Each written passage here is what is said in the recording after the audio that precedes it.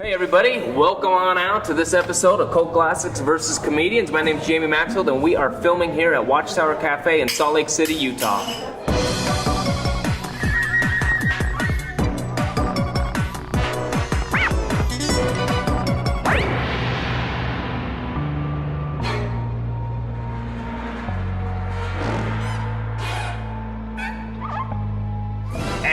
As always on Cult Classics, we love to talk about each other's films and make fun of each other for liking those films. And so today I have got myself, I have Jason, Jady, and I have got Joe. And today's show is your show, Joe. So tell us about your film and take us through. My movie is Tron, which I also like to call The Matrix Inverted.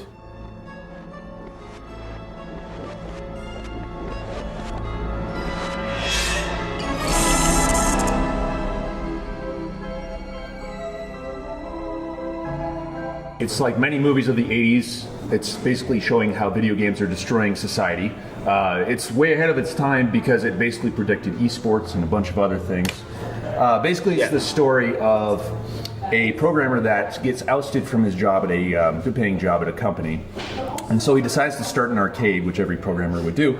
And this is back when arcades were awesome. Yes, like, I was going to say, I'd go hang out at arcades. In the good old days. And that still exists in a little bit of a way at Dave & Buster's, but they're much rarer. As he's trying to recover his trade secrets, because he created a game this company is profiting heavily off of, which is ironically at his arcade, and he is the best at. Yeah. You should be the best at your thing that you created, right? You would think so. Yeah, but then so this guy, Dillinger, steals that from him and becomes the CEO of the company. Anyway, so this guy, like any good CEO, decides to formulate an evil plan to turn him into a video game. I'm warning you. You're entering a big error, Flynn. I'm gonna have to put you on the gaming grid. Games? You want games? I'll give you games.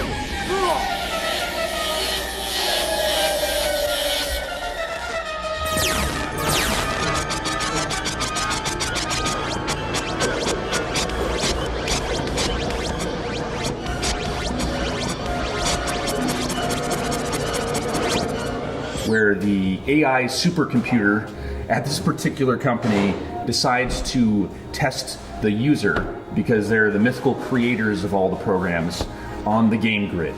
And surprise, surprise, the user destroys this superpowered AI. I also wanted to call out that Tron is a technical marvel. It took tens of thousands of hours to do the prints where they would actually take the original shots, they'd invert it, increase the contrast, invert it, and create the contrast. So there's actually 8 layers of physical film. It was also one of the first major release films to use CG. There was 15 minutes of it in this movie. Yeah. And now it's just like some 10-year-old at home with Blender can do that in 15 minutes. Yeah, no, you could do it on your phone right now. Literally, you could make the film. Yeah. But at the time, it was awesome. A lot of glow sticks. Lots of glow if sticks. If you want to rave it up, this would be the best rave costume you could get. Is the ones they wear. It's the at Tron. coolest Frisbee movie I've ever seen. Yeah, I I will know. say that. Frisbee as sales far as went through the Frisbees roof go, after this came out. This is the #1 Frisbee movie ever made.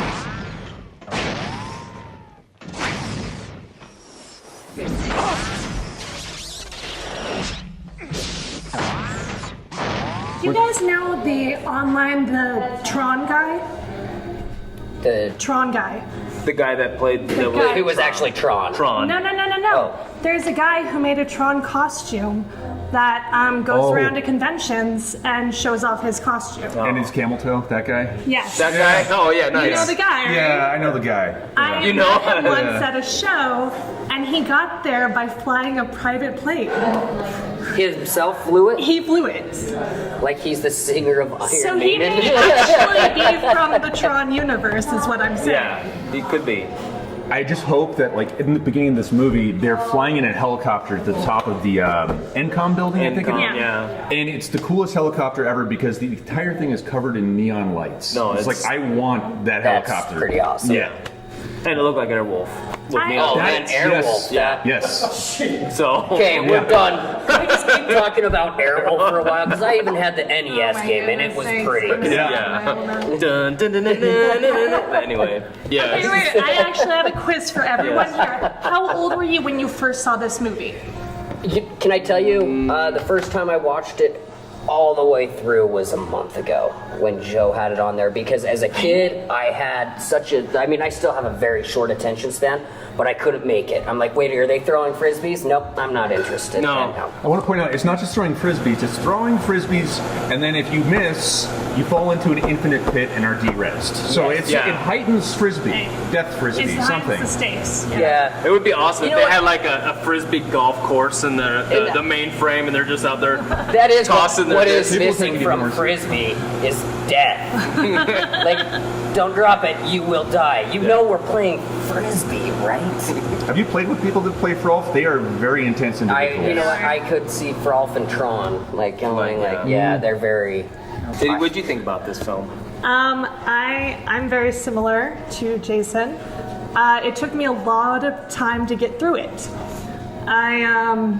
I think visually it's stunning, just stunning, beautiful.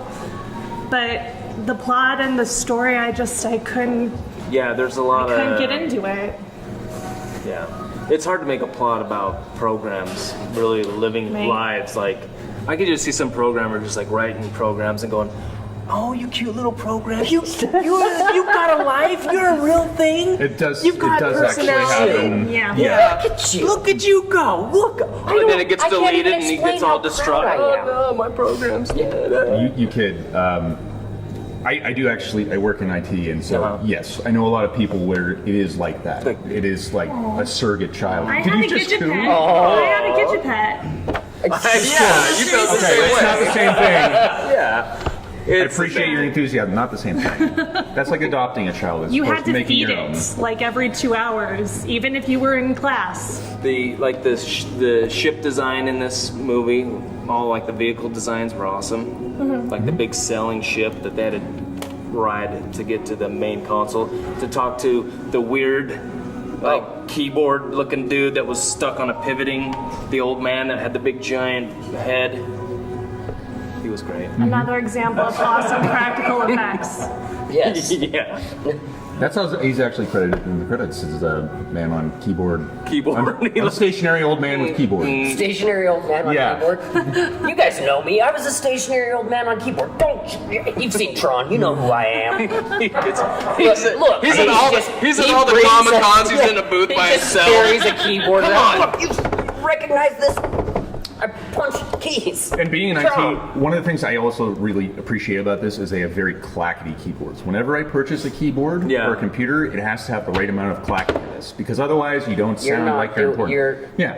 So, you liked the film. What did you think about the original Tron? And should we even talk about the sequel, or do we want to leave that alone? I think the sequel's a little bit easier to watch. I mean, it's just updated and easy. Looks nicer. That's it. I mean, honestly, the idea soundtrack and everything is the really best. cool I about think Tron. the dialogue was better too.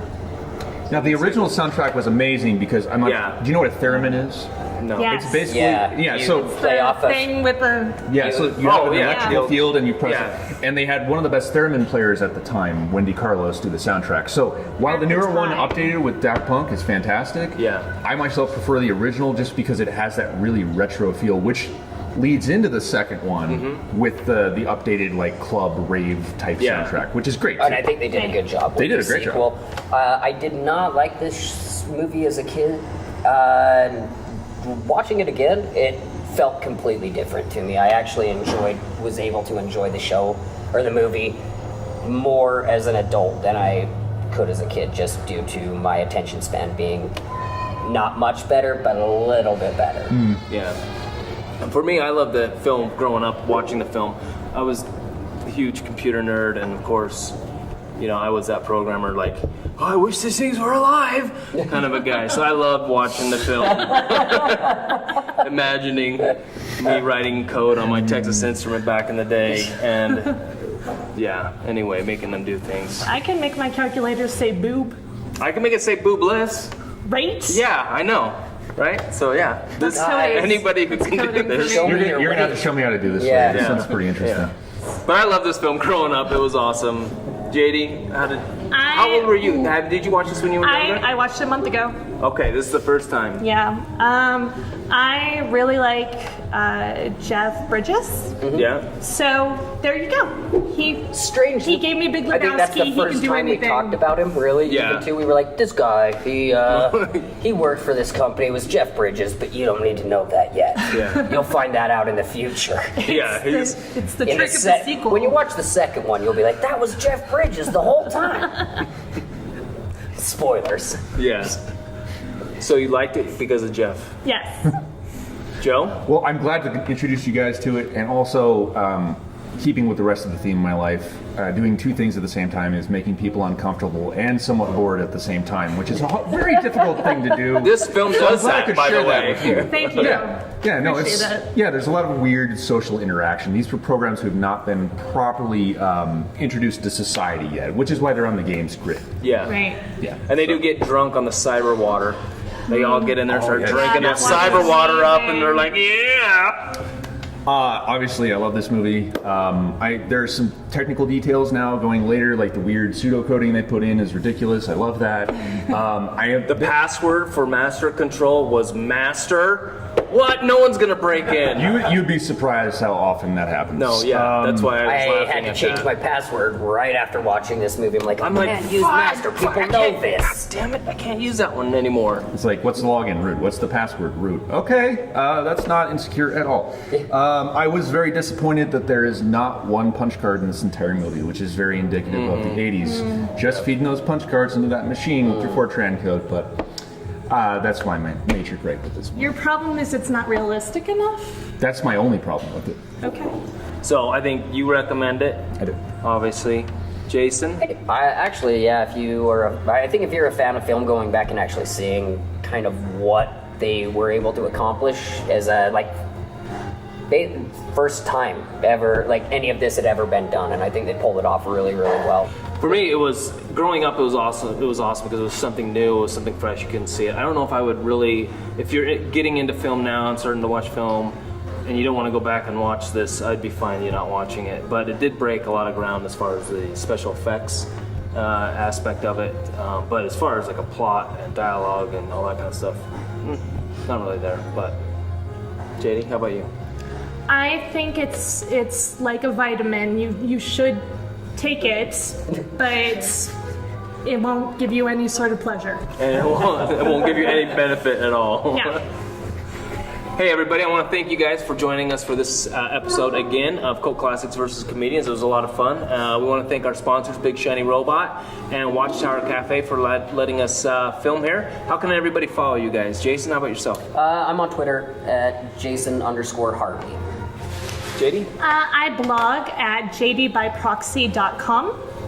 Joe? And I'm on Twitter at denormalizedjoe. That's DE normalized Joe. And I'm just at Jamie Maxfield on Twitter.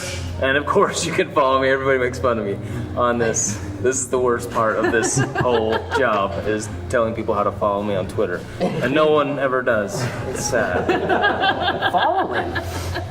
Where's my free hug sign? Yeah, I could be like, yeah, you can follow me on Twitter at the Shiny Horseballs, and no one. Dude, I get the same amount. If your name was Shiny Horseballs, do you know how many people would follow you? Probably. Immediately. Like, there would be No. people that you're like, I don't know why this person's following Equine me. enthusiasts are insatiable. Yeah, Yeah. it's true. Maybe I want to do that. I mean, so. if just Horseballs? No. But Shiny, you put a nice adjective Yeah. in front of it, you got it. Yeah, you there got you it. go. Yep. And of course, follow us on Facebook at Cult Classics versus Comedians. And again, thanks guys. Thanks for joining us. It was fun.